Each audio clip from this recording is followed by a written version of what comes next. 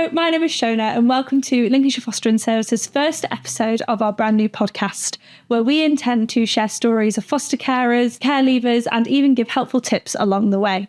Today I am sat with Paula, who specialises in fostering teenagers. Hello. Hello there. So I wanted to start off by asking you, when did you first ever consider becoming a foster carer? It was actually about 15 years ago. Initially, I thought about adoption.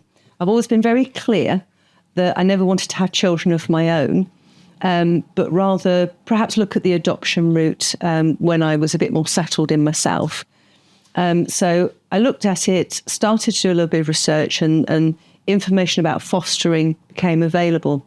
But at that time, I was actually working at a job in a women's refuge, which is quite a high demand job. You can do your standard 40 hours one week, and then the following week, because, crisis situations arise, it could turn into a 60-hour week. So the time then wasn't quite right.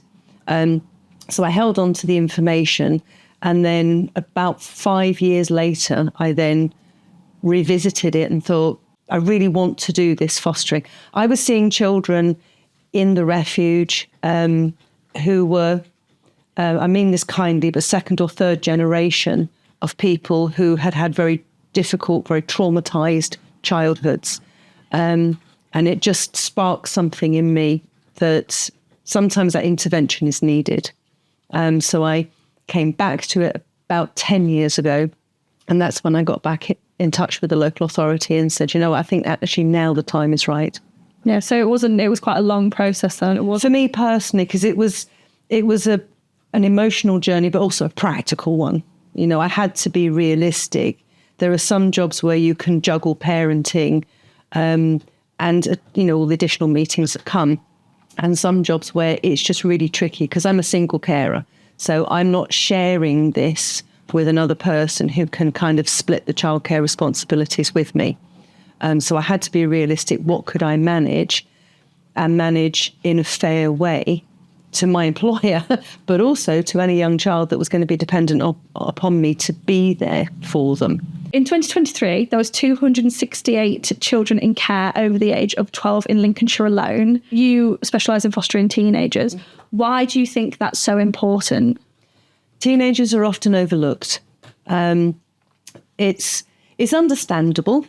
If you are looking at children that need a home and you see a face of a cute little 2-year-old, you just think every instinct you've got is you want to give them a hug. And I think people feel that teenagers don't need that hug because they've reached a point where they're more independent. And it's simply not true. If you imagine that tonight, at 10 o'clock at night, some stranger comes to your house and says, there's concerns, and they put your worldly possessions into a couple of suitcases and they take you away, and you go to live with somebody you possibly have never met before in your life. Maybe that's not the first. Maybe there'll be a few moves that will happen. Everyone can completely understand that for a little one, that's going to be really upsetting. It's going to be frightening. It's going to be completely disorientating. For some reason, I think it escapes many of us that teenagers have exactly the same feelings. They're just as frightened. They're a bit bigger, and as we know with teenagers, they like to put on a show and try and like the false bravado and all the rest of it. But deep down inside, they're just much taller. Children, that's what they are. They're still children. Yes, a teenager can answer back a bit more than a toddler can do. But if you turn that round the other way, you can have very good conversations with teenagers about what's bothering them, what they're frightened about, how are they experiencing their care at that time. I would put the argument that you can't have a similar conversation with a much younger person because they may not have the vocabulary, they may not have had the life experiences to put, that kind of conversation with you. And I just feel that as with, we know that the first sort of 3 years of a child's life is really important in terms of their cognitive development, their social development, their physical development. I would also put the case that the teenage years are massively important and pivotal to how that child moves up to become an adult. And if we can put an intervention in at that point with a young person who is traumatized, who possibly, yes, has learned some really unsavory behaviors, maybe is struggling a bit with their emotional control. But if we can give them stability, we can plant all those seeds that need to be planted. So by the time they get sort of 19 and 20, they're in that position to become that rounded adult. So they are as much in need as the younger ones are. They're going to stomp up the stairs telling you they hate you. They're not doing it because they're in care. They're doing it because they're a teenager. I used to do that to my parents. I wasn't in care, but I was riddled with all the same insecurities that any other teenager is riddled with. And I was in a stable home. So teenagers are not to be feared. I would just ask people to remember how you felt as a teenager. So please don't overlook them. If it's not right for your household to consider fostering a teenager, that's fine. But please don't discount them because you think they don't need you. They need you just as much as anybody else. Do you remember your first placement and how did you feel? My first placement was a 15-year-old girl. I won't name her. And she was brought straight from court proceedings to here. So obviously she was very shaken up. I, on the other hand, was really excited because I'm thinking, oh my God, I'm going to help this young person. This is what, I've been through a whole process and training to do. And so I opened the door and I went, hi. And this poor girl just stepped back because I was excited. I failed to recognize that for her, it was going to be a very different thing. So there was a learning curve right there. But yeah, I just remember being really excited to get going because I'd wanted to do this thing that I feel is deep and meaningful. So I was raring to go. Is there anything that you know now from that experience that you wish you knew back then? I know you touched briefly on obviously that was a learning curve right there, but what is sort of a pivotal thing for you to note that actually, if I'd have known back then, I would have done it very different? Remembering the child's feelings, bear in mind the child's feelings, but equally don't take it personally. It's a bit of a mantra of foster carers is just don't take it personally. This young person is coming to you, as I've already said, they've never met you before, quite probably. And they're suddenly being told that they're going to have to live with you. That's daunting for an adult. If you ask yourself, what would it be like if someone took me out of my home and my family and away from everything I was familiar with, including my own bedroom, and put me somewhere else? That's going to be hard at any age. So I was just really focused on, I really want to be helpful to this young person. And actually what I needed to do and what I, have learned is you've got to give them a few hours to decompress. During that time, they might be quite friendly with you. Then again, they might not want to speak to you. And you've just got to step back and be guided by them because they're the one that's experiencing the care. You're the one giving the care. It's completely different. It's two sides of a coin, but it's a completely different experience for either side.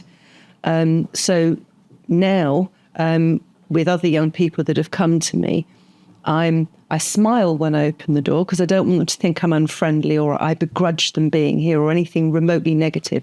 I smile, but I don't do that high-pitched, wavy high thing that I'm prone to doing.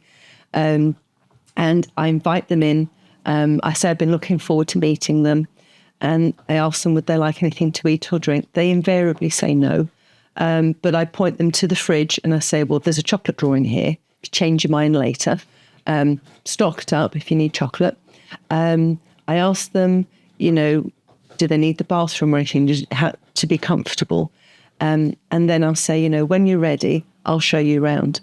So I'm trying to give them a little bit of the control because at that moment they feel they've lost all control in their life, but also trying to let them set the pace that's comfortable for them. Is there any moments where you've had challenges and actually in hindsight, how you've dealt with that has been sort of like a really big success story for you? Well, there's two that spring to mind and they're each very different. With my very first placement, I made every mistake in the book there is to make, every mistake a new carer makes. Too enthusiastic to begin with, a little bit overwhelming for that young person. And I have a rule where I'll always stand at the door and wave them goodbye. And this young lady, so said 15, she would go out every morning, and if looks could kill, I wouldn't have got past the first day. She was so, her face was so animated. She could give you daggers, and she'd walk past me every morning. I'm going to school because you're making me, and all the rest of it. You know, it's just in her face. That's what she'd be doing. And I used to wave her off with a smile, close the door, and I'd feel terrible. I felt awful. She hadn't been going to school for about 3 months prior to coming into care. So just getting her to school was an achievement in itself. However, one day the taxi arrived, and I'd shouted her to let her know the taxi was here. And something happened in the kitchen. Something fell down or whatever. So I quickly went into the kitchen to deal with this thing. And I came back out. She was waiting at the door for me to see her off. Still gave me a dagger look, but she waited for me to wave her off. And that, I knew, it was tiny, but it was a turning point. She'd begun to look to me for those little things that were comforting. And much more recently, a young lad has come to stay with me. And first few months he was here, he just would not engage really. He was very quiet, would keep to his room, wanted to just play on his Xbox. Yes, he'd come for food, but when he wanted to. If I tried to engage him in conversation, it was tend to be yes, no answers, that sort of thing. Summer holidays came around, and just prior to the school holidays, it was his birthday, so I got him a bike. So I thought at least he'll be getting out and about, pedaling around, getting some exercise. This brought him into contact with some of the young people in the local area, and unfortunately some of those contacts didn't go very well, and he came back and reported that he was being bullied. I mean, it's bad enough he's moved to an area he doesn't know, surrounded by people he doesn't know. Now he feels that he's being bullied. So I got in contact at the local leisure centre. There's a centre there that teaches MMA, which is it's like multidisciplines within combat as such. I got in contact with them, made it crystal clear I wasn't looking to train him to fight anyone, but is there any chance that we could do a bit of self-defense? So we went to the MMA group, or class, I should say. It was a one-to-one basis. And he and the coach kind of sort of hit it off straight away. So he really enjoyed that training session, said he wanted to go again. So we went again. He started to really get into the boxing. His confidence started to grow. Of course, with any of these sports, the key element is self-discipline. You must be able to control your emotions in order to be effective within the sport. So the pastoral care team at school were reporting that he's starting to cope a little better in the school environment. So again, it's this one pivotal little thing of trying to look at one issue and finding a solution for it. It's opened up a whole new avenue. This young lad was quite directionless when he came. He's now thinking very seriously, because it's times to make school options. He's now thinking very seriously about doing sports and cooking so that he can think about a future career in sports and nutrition. So now at 13, he's beginning to see a pathway for himself that is positive rather than the negative trajectory that he was previously on. So again, sometimes it's the smallest little thing, whether it's saying goodbye at the door when they're going to school, or just finding what you hope is a solution to a problem that could blossom into something else, and who knows where it will go from there. Lastly, if you could give someone any piece of advice who's considering becoming a foster carer, what would that be?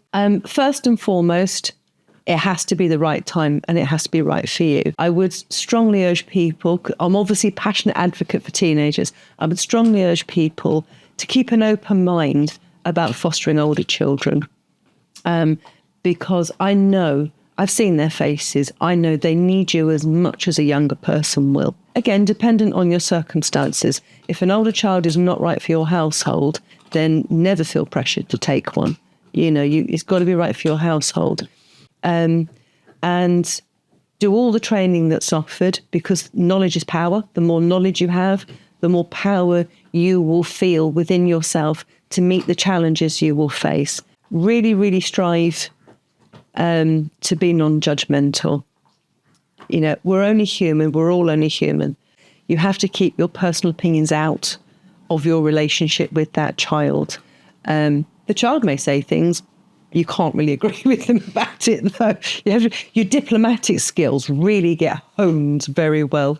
And just remember that young person, they may push you away a little at the beginning. But if you're just kind and caring and loving, that's all you need to be. You do not have to be perfect. You do not have to have a perfect home. You don't have to have read every parenting book that exists and know all the key phrases and all that. You don't need any of that. You need to be your authentic self. Children can smell a lie from a mile off anyway. So just be your authentic self. Just relax into it and you will be absolutely fine. It may seem scary, but actually it's not. It's much scarier for the child. So just be a good person, sign up, do it, you know, and you will find it to be the most rewarding thing you ever choose to be outside of perhaps being a parent yourself.